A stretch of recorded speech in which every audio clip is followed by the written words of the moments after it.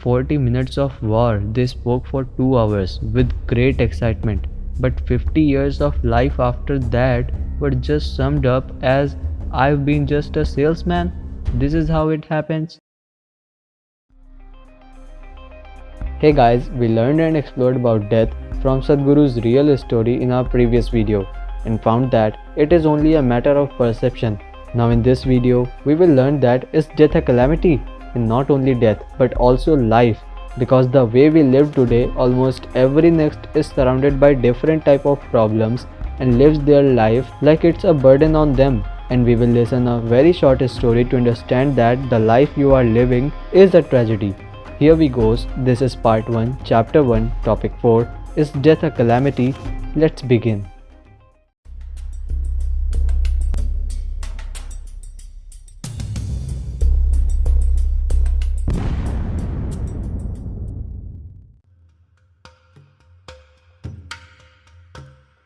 People think that death is tragedy. It is not. People living their entire life without experiencing life is tragedy.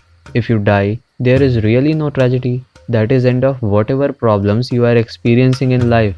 But if you are alive and not experiencing life in its totality, that is true tragedy. This is expressed very beautifully in a Sanskrit verse. It says, Jananam Sukhadam Maranam Karunam. Jananam means birth or life and Sukhadam means pleasure or joy. It says, life is a pleasure or joy. This is so if you learn to handle your body and mind properly. Your experience of life will be a pleasure or joy. But Maranam or death is Karunam or compassion. Death is compassion because it relieves you. See, right now people have distorted orientation of life. They don't want to die. They don't realize that if you were ever condemned to become immortal, or if death were taken away from you, it would be the most horrible thing happen to you. However beautiful your life becomes, if death comes at the right time to you, you are very fortunate. If it comes late, if life stretches itself beyond a certain point, that will be the worst kind of suffering. Then you will find that when death comes, it will be a great relief. Life needs a certain amount of tension to keep it going, but in death, there is relaxation. In fact, death is the highest relaxation. However, if you also know the relaxation of death when you are alive, then life becomes an utterly effortless process. If we look at life and death as happening in terms of your experience, your inhalation is life and your exhalation is death. You can experiment with this. Take one big inhalation and see how your body and mind are now. Then do one big exhalation and see how your body and minds are now. Which do you find is more relaxing? In fact, whenever tension builds up in you, the natural mechanism in the body wants to exhale. This is what you call it relaxes you a little bit. Life needs a certain tension, otherwise you cannot keep it going. Death is utter relaxation. This is how it would have naturally been if your mind had not banished death as evil. The greatest calamity of human mind is that it is against death. The moment you reject death, you also reject life. You think life is right and death is wrong. It is not so. Life is what it is only because death is. A river always happens between two banks. But you are standing on the right bank and say, I don't like the left bank, it should disappear. If left bank disappears, the river also will disappear. The right bank will also disappear. If the right bank has to be there, the left bank also has to be there. It is like, could there be light without darkness? One who does not embrace death will not know life at all. If you sit here saying, I don't want to die, I don't want to die, all that will happen is you will not live well. You will die anyway, but by denying death, you will not live well until then either. If you are afraid of death, you will only avoid life. You cannot avoid death. Even now in some cultures, death is held as something that is to be celebrated, not mourned. After all, from somewhere you got released into this planet, within this atmospheric space. Within that, however large a space you occupy, it is still a small prison.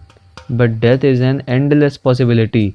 So there must be much more joy, much more of sense of excitement about this than birth. For someone who is aware of this possibility, there is no such thing as life and death. Life is death and death is life. They are not different. Death is in fact life in a very intense form. People who have experienced moment of great danger in their life clearly know this. Now comes the short story part, but you have to listen it carefully. It once happened, two old men met in a tiny little town in Indiana, USA in a local bar, and both of them were sitting grumpily at two different tables and drinking. Then one guy looked at the other and saw a birthmark on the other person's temple. So he walked up to him and said, "Hey, is that you, Joshua?" "Yeah, who are you? Don't you recognize me? I am Mark. We were in the war together." He said, "Oh my god," and they lit up suddenly. They were together in World War II and it had been 50 years since then. So they sat down at one table and started drinking, talking and eating. They had seen about 40 minutes of action in those treacherous trenches of World War II in Europe. They talked about those 40 minutes in so many vivid ways for over 2 hours.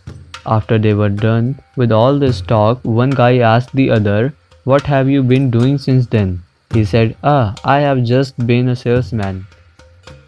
40 minutes of war, they spoke for 2 hours with great excitement, but 50 years of life after that were just summed up as, "I've been just a salesman." This is how it happens. Moments of danger are moments when you experience both life and death together at the same time. These are the moments you realize that life and death are here at the same time. They are not two separate things, they are one inside the other. Life is all packed like this. The creation and the creator, life and death, are all packed one inside the other. It takes attention, a lot of attention to see it. Otherwise, one just live on the surface half alive. If you don't know life and death at the same time, you will know only one half of life. Being half alive is a torture always. Well, if you want to live as full life, you should look at your mortal nature every day. Not only when you are beyond a certain age. Every day of your life, you need to be aware that you are mortal. It is not that I want to die today, but if I do, it is alright with me. I will do everything to protect myself, to nurture myself, to take care of myself. But if I have to die today, it is all okay with me. Only then can I step out and live. Otherwise, I cannot live. In our next video, we will learn how we are inviting death to ourselves. And seriously guys, we need to stop this. And one more thing to announce, that our next video will be the last video of chapter 1, What is Death? But that is not the end, because I prepared lot more topic for you about death, from which you will have valuable information. And if you are still watching it and still don't join me, then please join me by subscribing this channel and hit that bell icon. Like the video if you like it. It keeps me motivated in continuing this video series, and comment below from which country you are watching it. And you can help this channel to grow by sharing it within your relatives, friends and foes too, because everyone have right to know about death, because everyone gonna die someday. See you soon.